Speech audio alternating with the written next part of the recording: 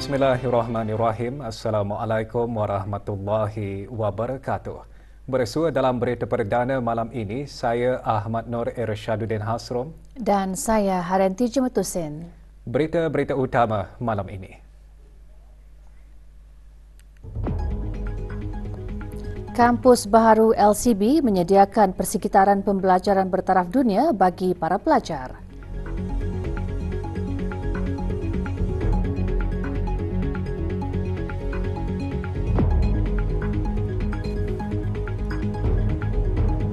UBD mengambil berat keperluan pembangunan diri, kemahiran dan kompetensi kehidupan para pelajar dilaksanakan dengan lebih strategik.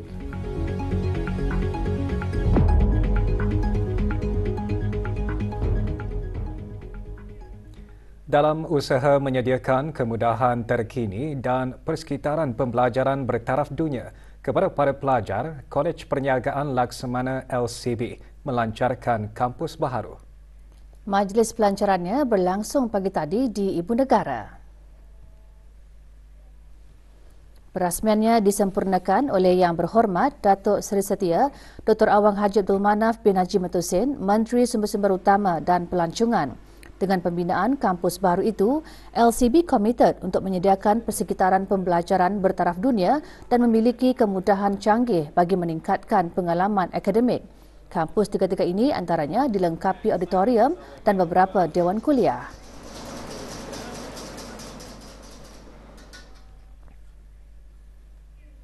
Universiti Brunei Darussalam UBD mengambil berat akan keperluan pembangunan diri, kemahiran dan kompetensi kehidupan para pelajar dilaksanakan dengan lebih strategik mengambil kira trend pekerjaan dan suasana global yang terkini. Semua itu demi melahirkan pelajar holistik yang cemerlang dari segi akademik dan bukan akademik. Perkara tersebut dijelaskan oleh Naib Chancellor UBD pada majlis penyampaian pingat dan hadiah buku universiti sempena majlis Convocation ke-35. Penyampaian pingat dan hadiah disempurnakan oleh Yang Berhormat Datin Seri Setia Dr. Daeng Hajar Maizah binti Haji Muhammad Saleh, Menteri Pendidikan. Lebih 80 graduan menerima pingat dan hadiah buku universiti dan beberapa orang graduan menerima anugerah kecemerlangan. Terdahulu Dr. Awang Hazri bin Awang Haji Kifli dalam ucapannya berkata, usaha gigih, dedikasi dan komitmen tinggi para pelajar terhadap akademik serta pembangunan diri adalah amat penting bagi persiapan untuk mengharungi perjalanan kehidupan baru. Di mana ianya merupakan pengiktirafan rasmi UBD.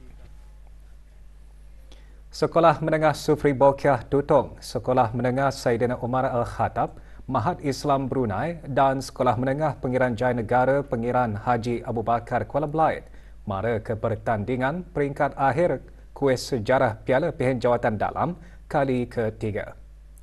Dengan tema Sejarah Pengukuh Jati Diri Bangsa, pertandingan separuh akhir diadakan pagi tadi di Kementerian Kebudayaan Belia dan Sukan. Hadir Pengiran Haji Muhammad Hasnan bin Pengiran Haji Ali Hassan, Setiausaha Tetap Kebudayaan Kementerian Kebudayaan Belia dan Sukan dan Dr. Haji Muhammad Hadi bin Muhammad Melayong, Pengetua Pusat Sejarah Brunei. Pertandingan disertai oleh 16 pelajar mewakili 8 buah sekolah. Pertandingan antaranya bertujuan menggalakkan para pelajar untuk meminati sejarah serta memberikan kesedaran kepada generasi muda tentang kepentingan mempelajari sejarah.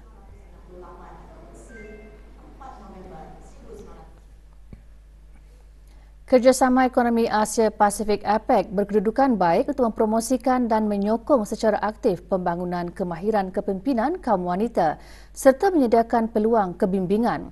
Perkara tersebut disentuh semasa sesi pertukaran pendapat mesyuarat APEC, Forum Wanita dan Ekonomi WEF. Menyertai delegasi negara Brunei Darussalam ke mesyuarat tersebut, Awang Muhammad Haris bin Brigadier Jeneral bersara Datuk Paduka Haji Ibrahim, Timbalan Setiausaha Tetap Perdagangan dan Industri Kementerian Kewangan dan Ekonomi. Mesyuarat diikuti sesi bersama antara WEF dan Mesyuarat Peringkat Menteri Perusahaan Kecil dan Sederhana PKS dengan perbincangan memberi tumpuan terhadap memperluaskan akses perniagaan milik wanita.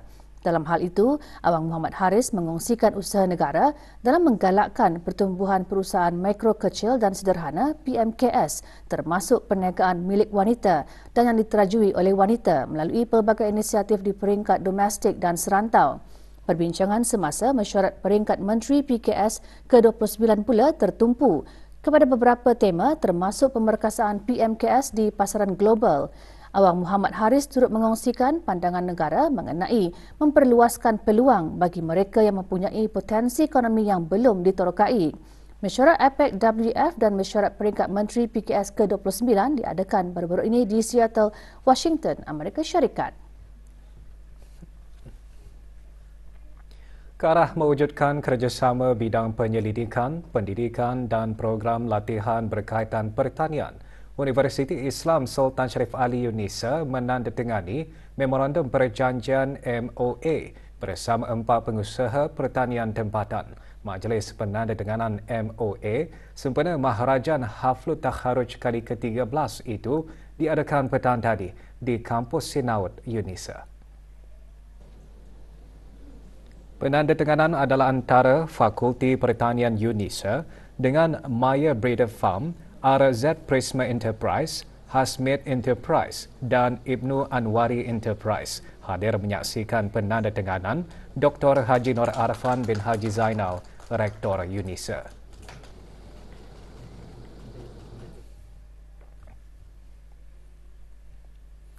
Program perkemahan belia menguji kecerdasan minda dan kekuatan fizikal para peserta. Ikuti bahan beritanya selepas ini.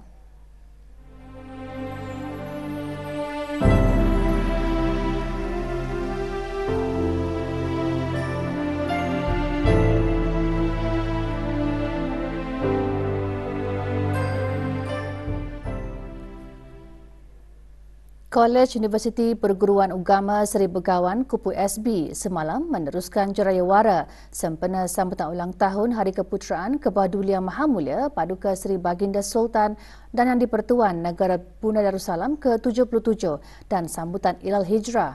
Acara berlangsung di Masjid Kampung Batu Apoi, daerah Tempurung. Antara pengisiannya, ceramah bertajuk Hijrah Habibi Rasulullah SAW dan Bendera Al-Muhsinun yang disampaikan oleh Dr. Raja Adenan bin Haji Besar, Rais Kupu SB. Selain untuk mengingati semula hijrah Rasulullah SAW, jerayawara juga bertujuan untuk mengimarahkan masjid dan mengeratkan silaturahim antara jawatan kuasa takmir masjid dan penduduk kampung. Dan yang paling akhir berhijrah Rasulullah. Beberapa destinasi menarik di negara ini menjadi persinggahan konvoi 15 pemandu kereta mewah Mercedes-Benz. Konvoi diadakan bagi memeriahkan lagi sambutan perayaan ulang tahun keputeraan ke bawah Dulia Mahamulia ke-77. Pelepasan konvoi disempurnakan oleh Awang Misli bin Haji Abdul Karim, Pegawai Daerah Brunei dan Muara, dan Irwan Iding, Kuasa Usaha ad interim Kedutaan Besar Republik Indonesia di negara Brunei Darussalam. Konvoi yang disertai oleh para pemilik kereta Mercedes-Benz dari negara Brunei Darussalam, Republik Indonesia dan Malaysia itu menjelajahi beberapa tempat menarik di daerah Brunei dan Muara sebelum meneruskan pengembaraan ke Kota Kinabalu, Sabah, Malaysia. Di Sabah ada perkumpulan Mercedes-Benz yang terbesar untuk Borneo. Masa ini Mercedes-Benz Club dari Brunei Darussalam ada sudah 30 buah sudah berjalan kemarin. Jadi kami yang tinggal ni mengetuai rombongan daripada Indonesia ni untuk menuju ke Sabah. Program perkemahan belia anjuran bersama Jabatan Belia dan Sukan Cawangan Daerah Tutong dan Persatuan Pengakap Daerah Tutong berakhir pagi tadi dengan majlis penutupan dan penyampaian mini inovasi. Penyampaian sijil disempurnakan oleh Awang Muhammad Sofyan bin Haji Basri, pemangku pegawai daerah Tutung. Diadakan selama 3 hari, program disertai oleh 35 peserta dari ke-4 daerah. Selain memberi pendedahan kepimpinan, program juga bertujuan menguji tahap ketahanan serta kecerdasan minda dan kekuatan fizikal para peserta.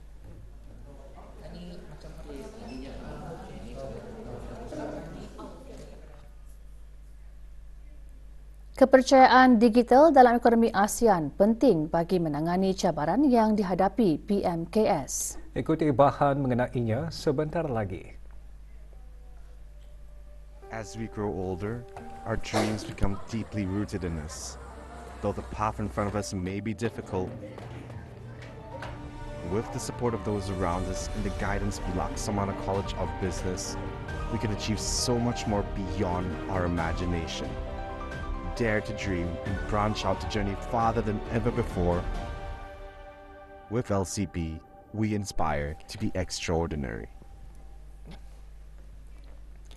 Majlis Penasihat Perniagaan ASEAN, ASEAN BAC, mencadangkan pelbagai inisiatif antaranya transformasi digital, pembangunan mampan, kedayatahanan kesihatan, sekuriti makanan dan pembangunan perusahaan mikro, kecil dan sederhana PMKS. Cadangkan itu dibentangkan semasa sesi konsultasi para perwakilan ASEAN BAC bersama Menteri-Menteri Ekonomi ASEAN AEM pada mesyuarat AAM ke-55 di Semarang, Jawa Tengah, Indonesia baru-baru ini. Delegasi negara diwakili oleh Pengarah Urusan Adenin Group of Companies dan Pengarah Urusan PDS Abattoir. Semasa sesi tersebut, ASEAN BAC Brunei mengongsikan pentingnya kepercayaan digital dalam ekonomi ASEAN bagi menangani cabaran yang dihadapi oleh PMKS. Delegasi ASEAN BAC juga menghadiri pelancaran ASEAN Tariff Finder. Terdahulu, para delegasi mengadakan mesyuarat ASEAN BAC ke-98 dan mesyuarat Majlis Perniagaan Bersama JBC ke-22. Antara yang dibincangkan persiapan bagi penglibatan AEM dan laporan kemajuan ASEAN BAC. Dalam memberi motivasi untuk mengasah bakat dalam arena penulisan, Dewan Bahasa dan Pustaka mengadakan bengkel penulisan resensi buku Sastra Kreatif Puisi Sempena Bulan Bahasa 2023. Bengkel diadakan di Dewan Bahasa dan Pustaka, Brakas.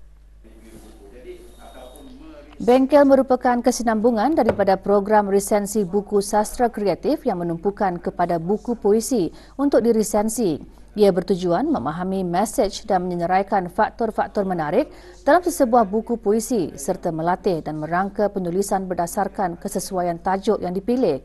Diadakan selama 2 hari, bengkel dibimbing oleh Dr. Haji Mursidi bin Haji Muhammad, penerima Anugerah Penulis Asia Tenggara tahun 2021. Bengkel antaranya disertai oleh para pegawai dan kaki tangan Kementerian Kebudayaan Belia dan Sukan serta mahasiswa Universiti Brunei Darussalam, Universiti Islam Sultan Syarif Ali dan Kolej Universiti Perguruan Agama Seri Begawan.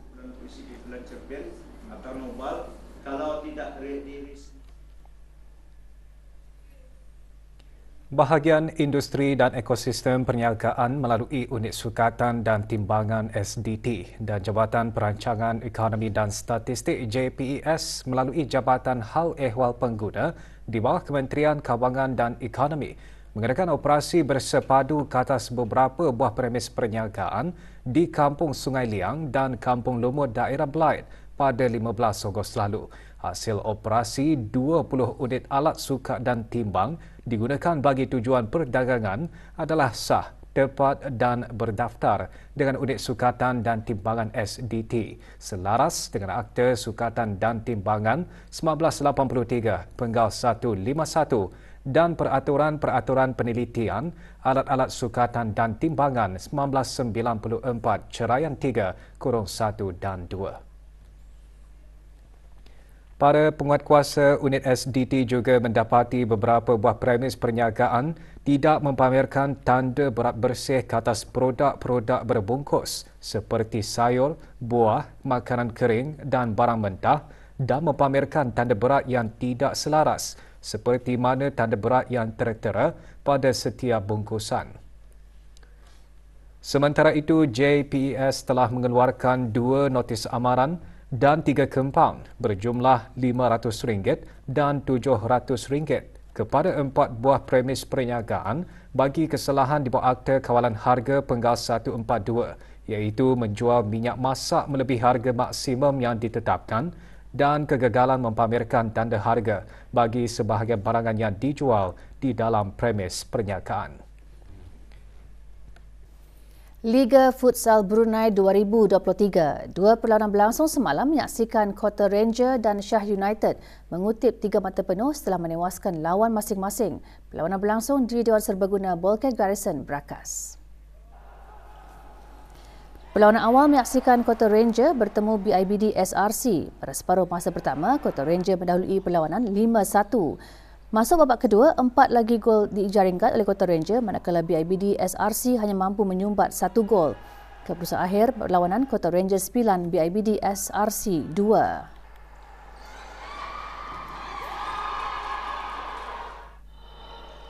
Sementara itu, dalam satu lagi perlawanan, RB Sham FC berdepan Shah United. Perlawanan agak seimbang, namun Shah United beraksi lebih baik sehingga berjaya menghasilkan 1 gol untuk memenangi perlawanan dengan keputusan 1-0.